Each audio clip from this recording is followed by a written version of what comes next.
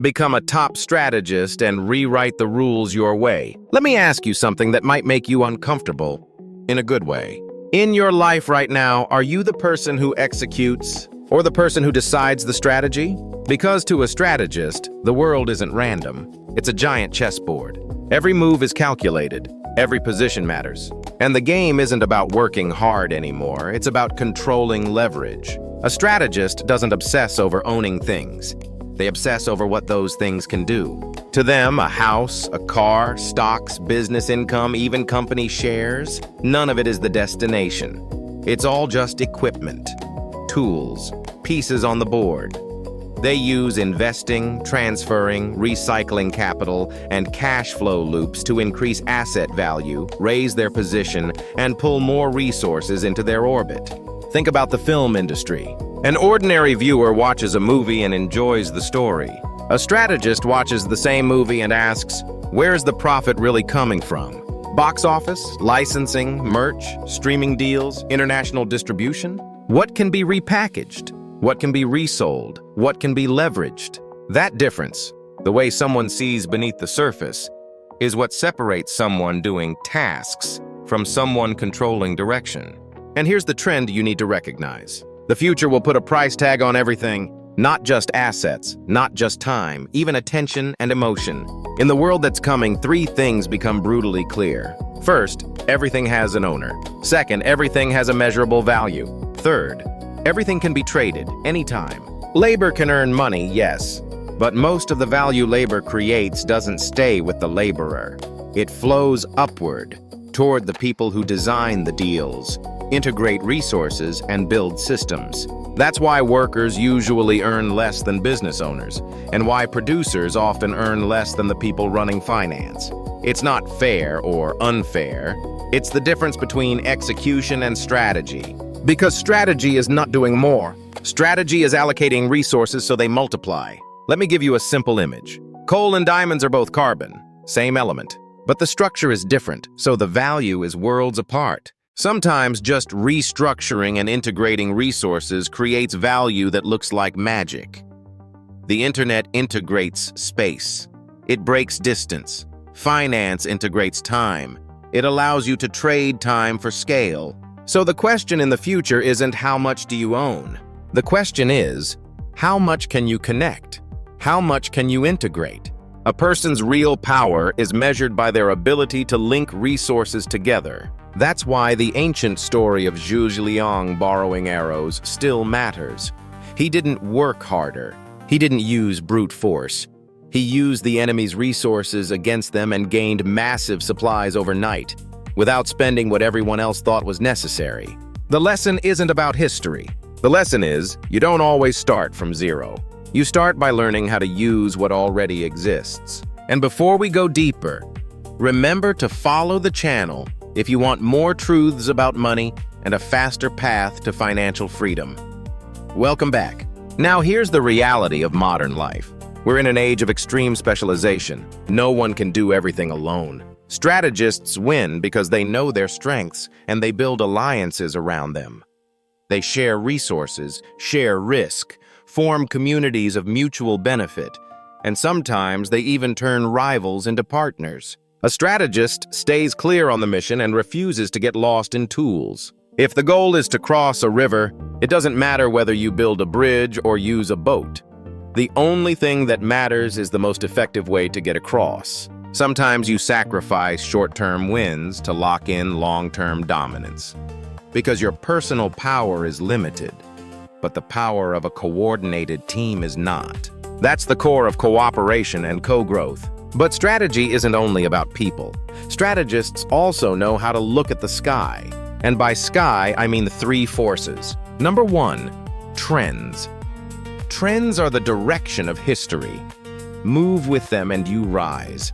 Fight them and you shrink. Number two, tools. Internet, AI, cloud computing, 5G, big data, these are not hobbies. These are engines that reshape the entire board. Number three, policy. In places where policy strongly affects markets, ignoring it is like a farmer ignoring the weather. When the sky changes, everything below changes too. So a strategist watches trends, tools, and policy, and learns how to use them instead of getting crushed by them. Now listen carefully. There are levels to making money. First, you earn with labor, standing to earn. Second, you earn through management, sitting to earn.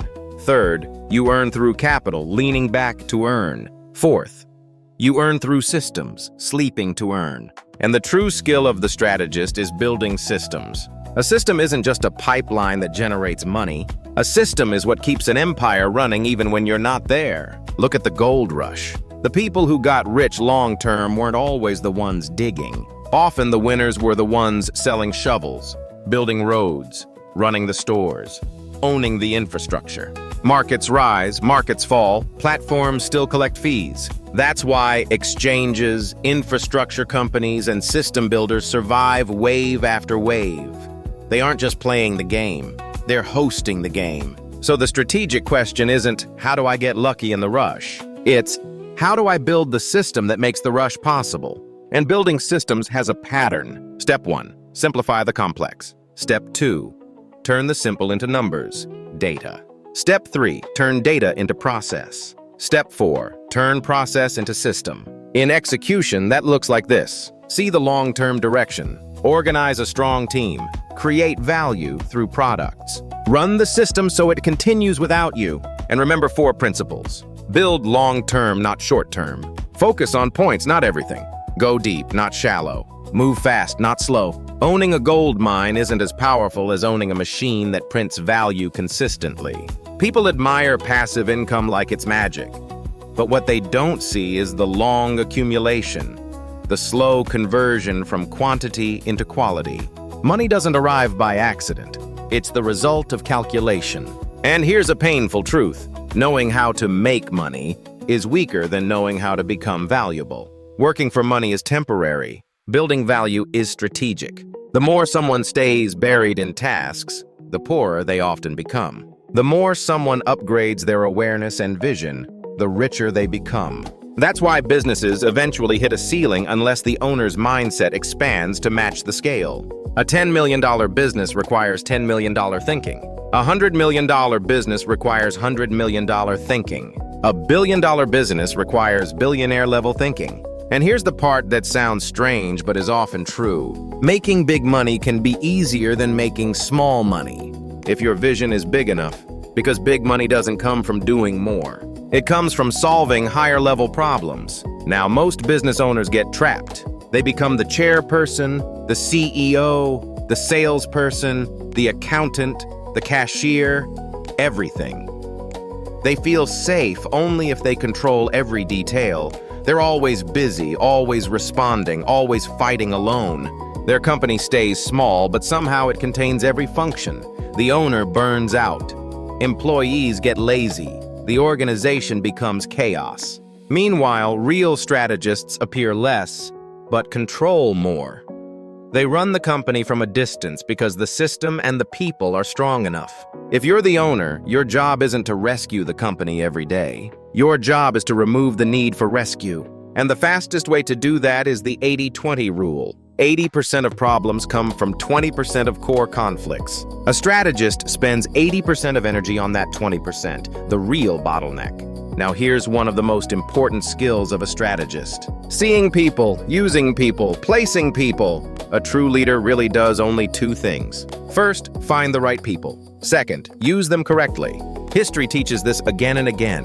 Great leaders often admitted they weren't the best at strategy, warfare, or administration. They won because they knew who was best, and they let them run. And here's the rule many people don't want to accept. If you hire people weaker than you, you stay small. If you hire equals, you compete inside your own house. If you hire people stronger than you, you become a king. Most owners secretly fear hiring stronger talent because it threatens their ego. But leadership requires wide vision, humility, and personal magnetism. Otherwise, real talent won't come close to you. The boss shouldn't try to be good at everything. The boss should build a stage where others become great. Now, success also requires 2 abilities. 1, simplify complexity. See the core truth. That's wisdom. 2, package complexity. Turn the truth into something people want. That's commerce. Here's the dark part. Most people don't pay for pure truth. They pay for what feels good. They pay for what looks impressive. They pay for emotional comfort. That's why you can't force your values onto the crowd.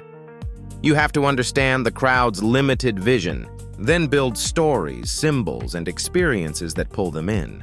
That's why entrepreneurs, artists, and politicians at their core are all storytellers. See the truth, make it simple, then build a wrapper that people can accept. Because building strategy is ultimately a battle with human nature. And that battle has levels: skill, craft, taste, rule mastery, and finally, understanding deeper laws. When you can read people, analyze crowds, and move through the world with that awareness, you stop fighting every wave. You start surfing. But here's the final truth. Temporary strategic wins matter less than what you become in the process. The real measure is whether your awareness expands, whether your vision grows. If it does, success becomes a trend, not a fluke. And in the end, the greatest opponent is not the market. It's you. When you overcome yourself, your ego, your fear, your need for approval, you step outside the noise. You stop being dragged by praise or insult. You become calm, clear, unshakable. Now let's ask something even sharper. What's the difference between the top 1% and the bottom 99%? One difference is what they consume. The top 1% tends to pursue philosophy, truth, structure, laws of reality. The bottom 99% tends to chase comfort, quick emotional relief, easy slogans, motivational sugar. You've seen the slogans, "Don't worry, one day the world will repay you for all your suffering." That line sounds warm, but it's not logic, it's not measurable. It skips the process and sells comfort. Philosophy is colder, harder. It demands thought. It forces you to face painful reality, especially your own ignorance. And because the process is brutal, most people quit early. They don't want truth, they want relief. That's why short videos with flashy visuals and emotional music are so addictive. They stimulate feelings, release dopamine, and create excitement, but often leave no lasting change. Across history, thinkers like Socrates, Plato, Aristotle, Hegel, Nietzsche, and Marx left ideas that shaped civilizations. Meanwhile, many success gurus disappear like smoke, leaving behind nothing but empty echoes. Here's the harsh pattern. Most people can't reach the meat, so they accept the soup. The few who reach truth take the meat and bones, then sell soup to everyone else. And this is not a conspiracy theory. It's a function of reality. The world is often run by a small number of people who think deeply, understand structure, and control systems, while the majority live inside illusion, seeking comfort, and getting harvested without noticing. Business, at its darkest, is simply exploiting the human preference for what is fast, easy, and emotionally soothing. The cruelest truth is this: the bottom supports the top. And if the bottom ever learned to think like the top would feel threatened, because control would weaken. That's why entertainment is endless. That's why comfort is cheap. That's why slogans are everywhere. And even if someone from above tells the truth, will the crowd accept it? Most won't, because comfort is addictive and truth is demanding. That's why an ancient idea still fits perfectly. The highest hear the way and practice it. The middle hear the way and half believe. The lowest hear the way and laugh. And here's the final line I want you to remember. If what you say can't make the fool laugh, you probably haven't touched real truth yet. So decide who you want to be: the executor who reacts to the board, or the strategist who rewrites the rules. Because the moment you stop chasing comfort and start chasing truth, you don't just change your income, you change your position in the game.